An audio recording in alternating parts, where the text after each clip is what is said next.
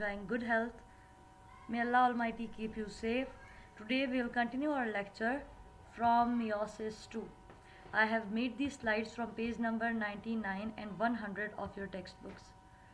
Meiosis 2. It is the second part of meiosis which is similar to mitosis. meiosis के दो parts थे ना, एक meiosis 1 और एक meiosis 2. meiosis 1 तो रिडक्शन डिवीजन थी जिसके अंदर क्रोमोसोम का नंबर डॉटर सेल्स में हाफ हो गया था पेरेंट सेल्स की निस्बत.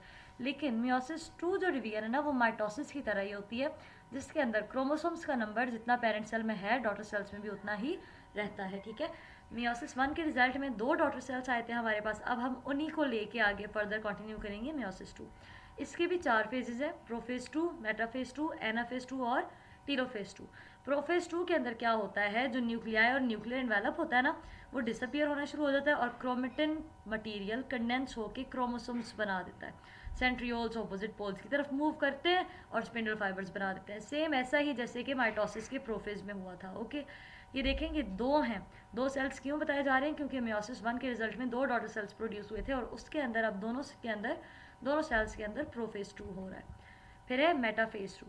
इन metaphase 2 chromosomes attach with kinetochore spindle fibres and align at the equator of sales.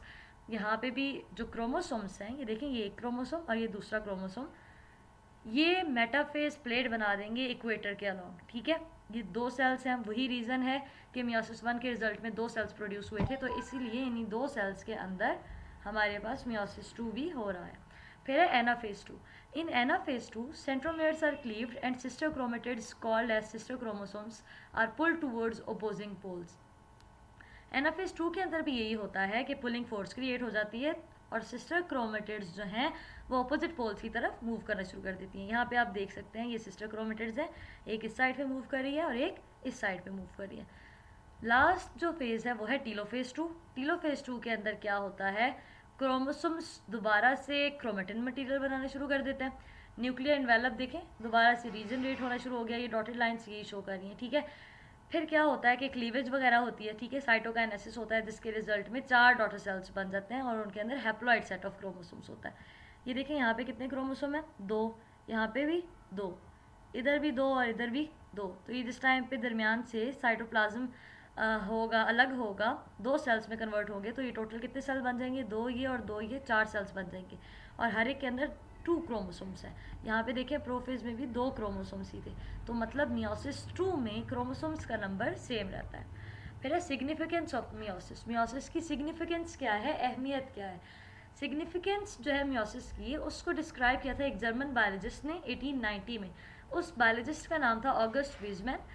वो उसका कहना था कि meiosis 2 बातों के लिए जो है बहुत ज़्यादा इंपॉर्टेंट है. एक तो ये कि ये नंबर ऑफ क्रोमोसोम्स को मेंटेन करता है नेक्स्ट जनरेशन में.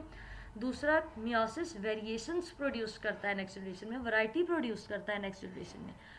फर्स्ट वाला अब हम लोग डिस्कस करते हैं, maintenance of chromosomes number in next generation. meiosis जो है ना सेक्सुअल रिप्रोडक्शन के लिए बहुत ज़्यादा इसेंशियल है. In humans diploid gamete mother cells और germ line cells undergo meiosis to produce haploid gametes. अब ह्यूमन्स के अंदर जो डिप्लॉयड सेल्स होते हैं उनके अंदर meiosis होती है और हैप्लॉयड गैमीट्स बन जाते हैं. ठीक है, और फिर जो हैप्लॉयड गैमीट्स हैं मेल और फीमेल वो यूनाइट होंगे और डिप्लॉयड जाइगोट बना देंगे. Haploid 1n, diploid 2n. ठीक है, 2n. अब क्या होगा, ये जो डिप्लॉयड जाइगोट होगा इसके अंदर फिर माइटोसिस होगी, मतलब वो वाली डिवीजन जिसकी वजह से क्रोमोसोम्स का नंबर कम नहीं होता, और एक नया जो है डिप्लॉयड ऑर्गेनिज्म बन जाएगा, डिप्लॉयड ह्यूमन बन जाएगा. इस तरह से जो नंबर ऑफ क्रोमोसोम है वो नेक्स्ट जनरेशन में मेंटेन रहता है. ठीक है, मतलब स्टार्ट भी डिप्लॉयड से हुआ और एंड में भी आके न्यू डिप्लॉयड ह्यूमन ही बन रहा है, डिप्लॉयड ही बन रहा है. ठीक है, फिर है production of variations in next generation. अब meiosis के अंदर जो प्रोफेज 1 है उसके अंदर मैंने आपको बताया था क्रॉसिंग ओवर होती है. ठीक है, एक्सचेंज ऑफ सेगमेंट्स होते हैं. ठीक है, एक्सचेंज ऑफ क्रोमोसोमल सेगमेंट्स. तो इसीलिए जो डॉटर सेल्स होते हैं उनके अंदर गैमीट्स में जेनेटिक वेरिएशंस होती हैं. ठीक है, वैरायटीज़ होती हैं और जब गैमीट्स फ्यूज़ होकर जाइगोट बनाते हैं तो उनका जेनेटिक मेकअप जो है वो दोनों पेरेंट्स से डिफरेंट होता है. मतलब ये कि meiosis स्पीशीज़ को वेरिएशंस जो है meiosis स्पीशीज़ में वेरिएशंस लेके आता है. ठीक है, meiosis allows species to bring variations in the next generation. Then comes error in meiosis. अब meiosis के अंदर एरर्स कौन से आ जाते हैं, एनाफेज 1 के अंदर क्रोमोसोम सेपरेट होते हैं ना और ऑपोजिट पोल्स की तरफ जाते हैं ना। एनाफेज 2 के अंदर क्रोमेटिड सेपरेट होती हैं, ठीक है, सिस्टर क्रोमोसोम सेपरेट होता है। तो इस चीज़ को डिसजंक्शन कहते हैं। कभी कभी क्या होता है कि एनाफेज के अंदर जो सेपरेशन होती है वो नॉर्मल नहीं होती है और ठीक करके नहीं हो रही होती है, तो इस प्रोसेस को कहते हैं नॉन डिसजंक्शन होगी है।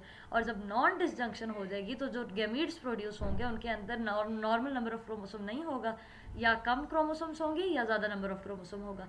ऐसे अब नॉर्मल गैमीट्स जिस टाइम पे नॉर्मल गैमीट्स के साथ फ्यूज़ करेंगे तो उसके रिजल्ट में भी क्रोमोसोम का नंबर अब नॉर्मल हो जाएगा। या तो वो एक ज़्यादा हो जाएगा, 46 नॉर्मल होते हैं ना ह्यूमंस में, या तो वो एक ज़्यादा हो जाएगा 47 हो जाएगा, और या एक कम हो जाएगा 45 हो जाएगा।